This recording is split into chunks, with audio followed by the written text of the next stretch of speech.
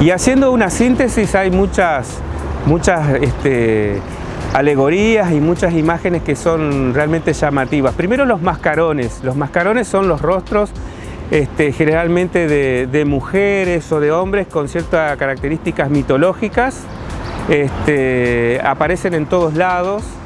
Y también después hay figuras zoomorfas o fitomorfas, o sea, de animales, y también que remiten a los vegetales. Pero sobre todo ahí predominan los laureles, ramas de árboles, que acompañan por ahí a esos mismos mascarones. Después están los escudos familiares. Los escudos familiares son muy interesantes porque o tienen símbolos o tienen las iniciales mismas de las familias que eran las propietarias de esas residencias primigenias, digamos, es muy interesante. Y en cuanto a las figuras zoomorfas, los animales, lo que predomina es el león en distintas variantes. Hay algunos leones medio que también antropomorfos, porque son como leones que tienen una cara parecida también a un ser humano, o leones clásicos, bien al estilo utilizado por Urquiza. Eso en cuanto a la figura más predominante. Y la más rara, porque aparece muy poco, es la del perro.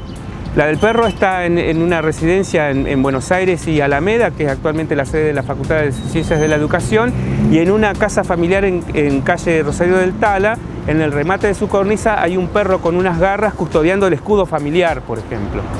Después hay otro elemento para investigar, que es la angeología, o sea, los ángeles, donde hay mucho para ver de esta cuestión, y sobre todo los querubines, los denominados querubines, es en el frente de la catedral.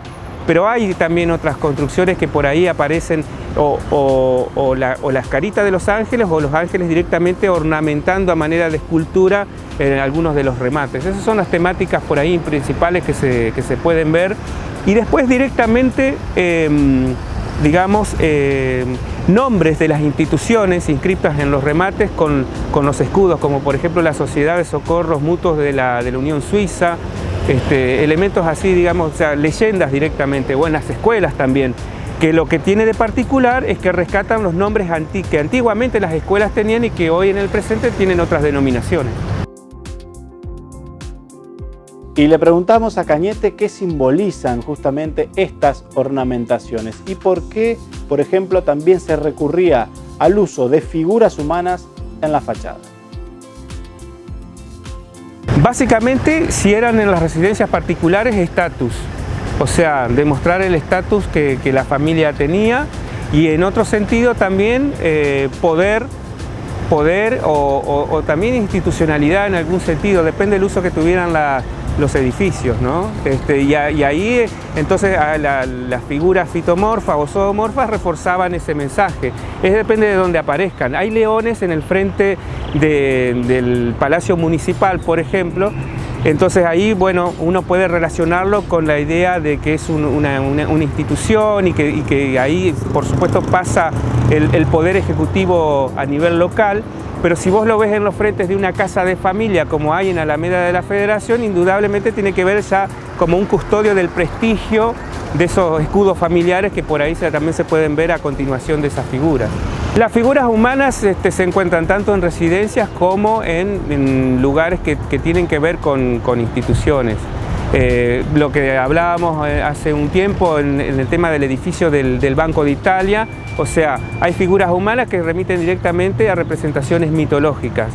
Y hay figuras humanas que por ahí simplemente son alegóricas, algunas como que se asemejan a suertes de deidades o de ángeles, y acompañan siempre la idea de la institución que guardan.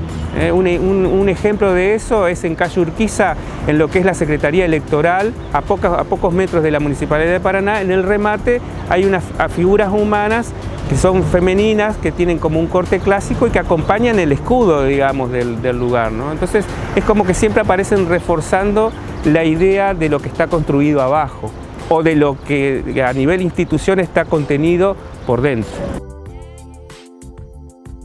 Y en la arquitectura moderna, en las construcciones de las viviendas y de los edificios más contemporáneos, la costumbre de ornamentar las fachadas se fue dejando de lado con el correr de los tiempos, con el auge de otras escuelas arquitectónicas con lógicas totalmente diferentes a estas que estamos viendo ahora.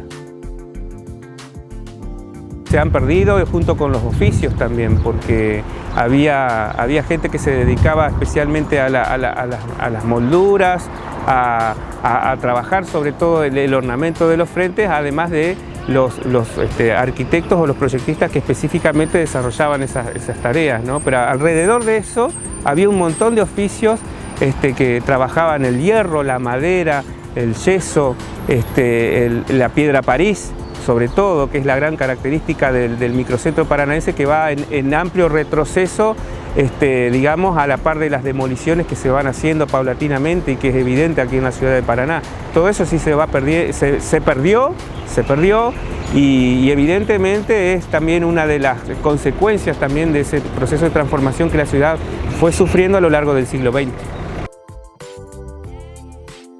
Y en esta parte de la charla con Claudio Cañete nos vamos a detener en las zonas más valiosas en la ciudad de Paraná en cuanto al patrimonio arquitectónico y también a ciertas cuestiones que nos impiden por ahí apreciar las fachadas, que tienen que ver con temas de la ciudad de hoy en día, cables, carteles, postes.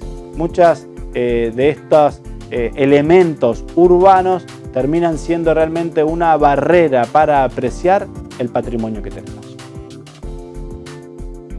Sobre todo acá en el microcentro, la Plaza 1 de Mayo, nadie discute, digamos, la riqueza que hay en Alameda de la Federación, en la avenida, calle Corrientes, como yo había mencionado en algún momento, y hay algunas calles que a lo mejor pasa desapercibido, pero que si uno es buen observador y en todo caso interesado en la arquitectura o trabaja en la profesión, va a encontrar cosas muy interesantes a lo largo de calle San Juan y 9 de Julio, Gualeguaychú, Enalem.